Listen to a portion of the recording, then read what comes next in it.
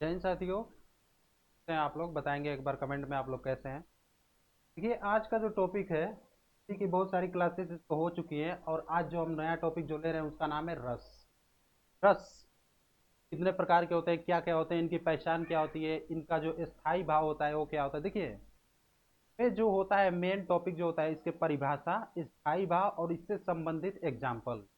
ये अगर तीनों याद कर लिया ना तो एग्जाम में बस यही पूछता है, इसके अलावा और कुछ नहीं पूछता। आगे जब आप लोग पढ़ेंगे तो 9 प्रकार आप लोग के पढ़ने पड़ेंगे रस के, कि वात्सल्य रस क्या होता है, भक्ति रस क्या होता है। लेकिन जो लिमिटेड है, जो बस पूछेगा, बस मैं वही लिया हूँ इसमें। ठीक ना? तो चलिए आज के इस टॉपिक को शुरू करते हैं। उससे पहले अगर आप लोग नए हैं तो भैया चैनल को सब्सक्राइब कीजिए। माई ज्ञानपुर नाम है चैनल का। लाइक कीजिए और शेयर कीजिए इस वीडियो को, अगर जहाँ तक हो सके वहाँ तक इसको भेजिए।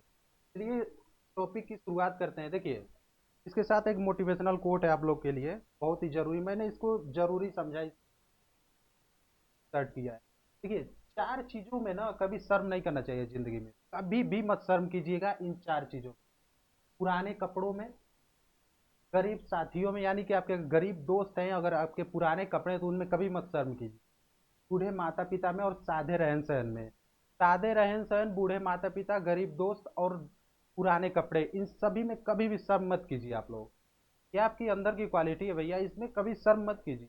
कोई नहीं देखता है, ये बस आपके मन का वहम है कि मेरे पास ऐसी जो कि मतलब एक्सेस नहीं है तो ये हो जाएगा, नहीं, कुछ नहीं, इसमें कभी मत शर्म कीजिए। ये आपके जीवन का एक सब पार्ट है, ये समझ लीजिए। चलिए आगे बढ़ते हैं। देखिए, रस की परिभाषा मैं पहले बता देता हूँ, मोटा ऊपर से चलेंगे।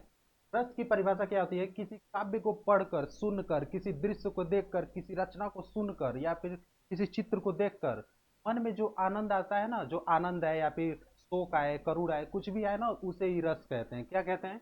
रस कहते हैं। इसे ही हम क्या कहते हैं? रस कहते हैं। रस।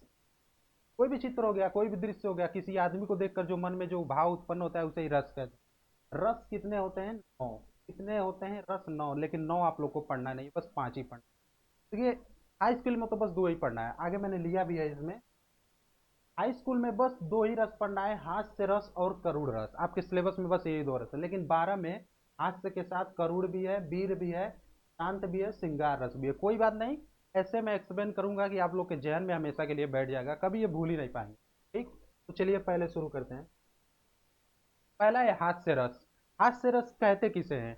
हास्य रस कहते किसे हैं, उसकी परिभाषा देखिए। व्यक्ति की वेशभूषा, दशा और रहन सहन देखकर मन में जो हंसी उत्पन्न आए। कोई ऐसा व्यक्ति हो गया, अभी कोई कोई ऐसा किताब में कोई लाइन लिखी हुई है जिसे देखकर हंसी आ जाए ना, उसे ही हास्य रस कहते हैं। क्या कहते हैं? हास्य रस कहते हैं। देखिए, हास्य रस ये बहुत जरूरी है। कुछ याद मत कीजिए परिभाषा, वो तो अपने आप लिख सकते हैं, आप लोग अपने विवेक के निर्भर करता है आप लोग के कैसे उसकी परिभाषा देंगे। लेकिन जो स्थायी भाव होता है हास्य रस का, वो हास होता है। क्या होता है? डायरेक्टली ऑब्जेक्टिव में आपसे कुछ पूछ सकता है, हास्य रस का स्थायी भाव क्या होता है, तो वो होता है हास। तो जरूर नोट डाउन कीजिएगा और इसको याद कीजिएगा। ठीक, चलिए आगे बढ़ते हैं। तो हास्य रस की परिभाषा और उसका स्थायी भाव आप लोग जान चुके हैं क्या होता है। किसी व्यक्ति को देखकर अगर हंसी आ जाए, किसी लाइन को पढ़कर हंसी आ जाए, तो उसे हास्य रस। अगर इसके एग्जाम्पल हम लोग लेते हैं, एग्जाम्पल जरूर पूछेगा आप लोग के एग्जाम में, जरूर पूछेगा भैया, हम गारंटी पूछेगा। स्थाई इसका जो एग्जाम्पल है हास्य रस का, मतलब कोई भी ऐसा चित्र हो गया, कोई भी ऐसा आदमी हो गया, उसे देखकर हंसी है। नाना वाहन नाना वैसा देखा। शिव जी की जब बारात निकली थी तो आप लोग जानते ही उसमें कैसे कैसे लोग गए थे। तो देखकर महिलाएं जो होती है थी, बच्चे जो होते थे, लोग थे होते थे, उनको देखकर हंसते थे, तो वहां पर हंसी का भाव उत्पन्न होता। नाना प्रकार के वाहन, नाना प्रकार के वेश के शिव के बारात को देखकर हंसी आ रही है, वहां पर ये लाइन लिखी हुई है। हाथी जैसी देह, गैंडे जैसी खाल, तरबूज सी खोपड़ी, खरबूज से बाल। इसको देखकर हंसी आ रही है कि नहीं, बताइए। एक व्यक्ति के शरीर की रचना का अवतरण किया गया है इसमें, इसे देखकर लाइन की हंसी आती है, इसे ही हास्य रस कहते हैं। ठीक, अगला जो रस है वो है श्रृंगार रस। किसी दृश्य को देखकर नायक नायिका के मन में जो प्रेम, जो आनंद उत्पन्न होता है, उसे ही श्रृंगार रस कहते हैं। देखिए, इसके भी 2 पार्ट होते हैं, लेकिन 2 पार्ट पढ़ने की जरूरत नहीं, बस ऊपर से आप लोग देखें। तो 2 पार्ट नहीं पूछ रहा है आप लोग के सिलेबस, मैंने पूरा देखा है सिलेबस, पार्ट नहीं पूछ रहा है। ठीक, तो इस दृश्य को देखकर नायक नायिका, मतलब 2 प्रेमी और प्रेमिकाएं, अगर उनके मन में कोई भाव उत्पन्न हो रहा है तो उसे श्रृंगार रस कहते हैं। ठीक, इसका स्थायी भाव देख लीजिएगा, रति होता है, रति या फिर प्रेम होता है। स्थायी भाव श्रृंगार रस का रति होगा या फिर प्रेम होगा। ठीक, चलिए आगे बढ़ते हैं, इसके एग्जाम्पल हम देखें, एग्जाम्पल से आप लोग अच्छे तरीके से समझ।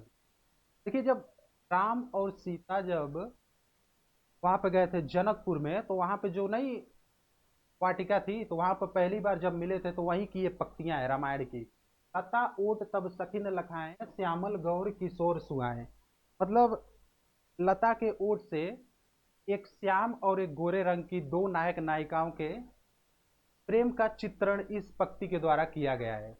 वहां पर जब सीता जी और राम जी एक दूसरे को देखते हैं, तो वहां पे जो आनंद श्रृंगार रस का उत्पत्ति हो रही है, उस लाइन को यहाँ पे लिखा गया है, सीता जी और राम जी के मिलन के प्रस्तुत। मेरो तो गिरधर गोपाल दूसरो ना कोई, जाके सिर मुकुट मेरो पति सोई। मतलब ये वो कह रही हैं, क्या बोलते हैं तो, रुक्मिणी जी, ये रुक्मिणी जी की लाइन है। मतलब कृष्ण जी को अपने पति के रूप में वर्ण करना चाहती हैं, उसके लिए लाइन प्रस्तुत हुआ है। तो इसमें श्रृंगार रस है, प्रेम जहां पर उत्पन्न हो जिस लाइन को पढ़कर, किसी दृश्य को देखकर, उसे ही श्रृंगार रस कहते हैं। चलिए आगे बढ़ते हैं। करुण रस किसे कहते हैं? करुण रस यानी कि रोना धोना में तब दुख प्रकट हो जिस रस में। देखिए किसी प्रिय वस्तु के खो जाने पर, या फिर किसी व्यक्ति से खुद के बिछड़ जाने पर जो भाव उत्पन्न होता है। मान लीजिए कोई बहुत ज्यादा प्रिय है आपको, बहुत ही ज्यादा दिल के पास हो, अगर वो खो जाए तो आपको दुख होगा ना, तो वहीं पर करुण रस होता है। सब कुछ खो जाए, किसी बहुत ही अपने व्यक्ति से आप बिछड़ जाएं, वहां पे करुण रस होता है। इसका जो स्थायी भाव होता है, शोक होता है। इसको जरूर देखिएगा भैया, कुछ नहीं पूछेगा तो स्थायी भाव तो जरूर पूछेगा, परिभाषा ना पूछे लेकिन स्थायी भाव जरूर पूछेगा। तो करुण रस का स्थायी भाव क्या होता है? शोक। इसको तो आप लोग को याद करना ही पड़ेगा, ठीक ना। चलिए इसका एग्जाम्पल लेते हैं हम लोग। करुण रस के उदाहरण है, एक खग मृग है मधुकर श्रेणी, तुम देखी सीता मृग रही। जब राम जी सीता की खोज में जब भटक रहे थे, तो वृक्षों से, पशु पक्षियों से अपनी सीता का पता पूछ रहे थे, तो वहीं की ये पंक्तियां हैं। हे खग यानी कि पक्षी, मृग, हे मधुकर श्रेणी यानी कि फूल पत्तियां वृक्षों से पूछ रहे हैं कि तुमने सीता को देखा है। तो यहाँ पे करुण रस है, साथ वो दुखी अवस्था में ऐसा क्वेश्चन कर, ठीक। और एक सॉन्ग भी है आप लोग के, मैंने उसको उठा लिया है। कोई भी चीज हो, जहां पर भी देख के दुख हो मन में ना, वहां पर करुण रस होता है। एक गाना है आप लोगों ने सुना होगा, ए मेरे दोस्त लौट के आजा, शायद स्वर्ग मूवी का गाना है। तो उसी में के ये पंक्तियां हैं। तो जहां पर भी दो, वहां पर देखते होंगे जो एक्टर था उसने रोते रोते ये गाना गाया है, तो वहां पर भी करुण रस होगा, ठीक। चलिए आगे बढ़ते हैं। वीर रस का उदाहरण, ये बहुत ही ज्यादा इंपॉर्टेंट है, ये पूछता है। श्रृंगार रस और वीर रस के वेटेज सबसे ज्यादा होते हैं आप लोग के एग्जाम में पूछ। वीर रस का क्या होता है? काम को करने या फिर किसी रचना को देखकर मन में जो उत्साह उत्पन्न होता है ना, कि मैं इस काम को कर दूंगा, मैं इस क्यों नहीं करूंगा, जो वीर, अंदर से वीरता उत्पन्न हो, उसे ही कहते हैं वीर रस। देखिए इसका जो स्थायी भाव होता है वो होता है उत्साह। क्या होता है? उत्साह। वीर रस का जो स्थायी भाव होता है वो होता है उत्साह। वीर रस किसे कहते हैं? कि रचना को देखकर या फिर किसी काम को देखकर अंदर जो जोश उत्पन्न हो ना, जो उत्साह, जो जोश उत्पन्न हो, वहां पे वीर रस होता है। कि आप लोग एग्जाम में रटिएगा मत, अपने विवेक से आंसर दीजिए कि मैं कैसे लिख सकता। वीर रस को क्या होगा?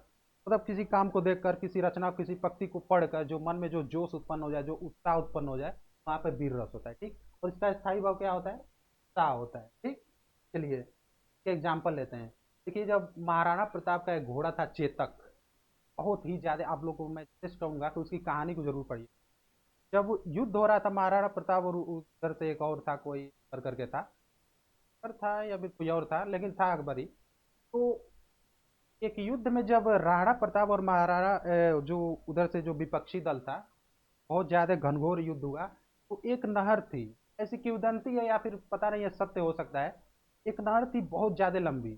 तो राणा ने सोचा अब तो हम यहाँ पर मारे जाएंगे, लेकिन उनका जो चेतक घोड़ा था ना, एक ही छलांग में वो पूरा नहर पार कर गया। तो वहां पर एक पंक्ति है कि राणा ने सोचा इस पार तो चेतक था उस, समझ सकते हैं ना, इतना ज्यादा साहसी और इतना बलवान वो घोड़ा था। तो उसी की दो लाइनियां है चेतक घोड़े के लिए। रणबीज चौकड़ी भर भर कर चेतक बन गया निराला था, राणा प्रताप के घोड़े से पड़ गया हवा का पाला था। यानी कि वो हवा से भी तेज चल रहा था उस युद्ध में चेतक। मैं तो उसकी पर्सनली पूरी कहानी पढ़ा, बहुत ही ज्यादा इंटरेस्ट, बहुत ही ज्यादा मजा आता है चेतक की। और एक और एग्जांपल ले लीजिए आप लोग, खूब लड़ी मर्दानी, वो तो झांसी वाली रानी थी। हर, क्या था वो, हर बोलो बुंदेलों के मुंह हमने सुनी कहानी थी। इनकी कहानी तो आप लोग अच्छी तरीके से जानते हैं, कैसे अकेले इन्होंने अंग्रेजों के धक्के छुड़ा दिए थे, ठीक। तो खूब लड़ी मर्दानी, वो तो झांसी वाली रानी थी। इसमें कौन सा रस है? वीर रस है। इसमें भी कौन सा रस है? वीर रस है। देख के अंदर कुछ उत्साह हो रहा है कि नहीं? तो उसी जो देख कर जो अंदर जोश उत्पन्न, उत्साह रस, वहां पे आगे बढ़ते हैं। तो हमारा लास्ट है शांत रस।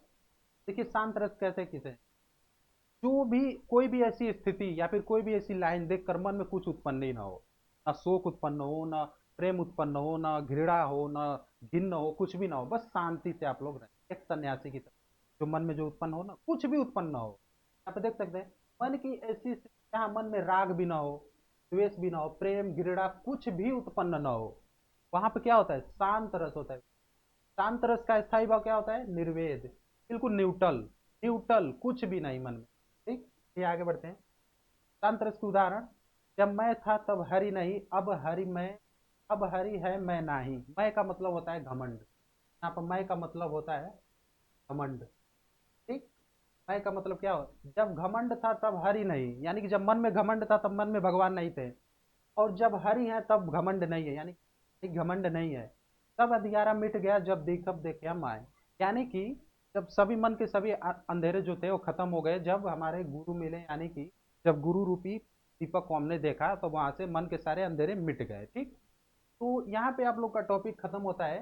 देखिए मैंने बताया इसमें कि जो हाई स्कूल है उसमें बस हास्य और करुण रस, बस आप लोग वही दोनों पढ़िएगा, लेकिन जो इंटर में जितने भी छात्र हैं पांचों को पढ़िएगा। पांचों में से कोई भी दे सकता है, परिभाषा पूछेगा और आप लोगों से वो पूछेगा, स्थायी भाव पूछेगा, और एक उदाहरण, एक ही उदाहरण पूछता है, ज्यादा फंसाता नहीं आप लोगों को। यहाँ पर मैंने लिखा भी है, देख सकते हैं। तो बताइएगा भैया टॉपिक समझ में आया कि नहीं। मैंने अपने तरफ से पूरी कोशिश की है कि इस टॉपिक को कम से कम शब्दों में और ज्यादा से ज्यादा ट्रिक से तो याद कराऊँ। देखिए हाई स्कूल में बस दो ही पूछेगा, दो, लेकिन आप लोग में पांच पूछे, सर में पांच पूछे। ठीक, तो चैनल को सब्सक्राइब कीजिए, इस वीडियो को जहां तक हो सके जितने ग्रुप हैं सब में शेयर कीजिए, सबका भला कीजिए। ठीक, मिलते हैं अगले वीडियो में, तब तक के लिए बाय।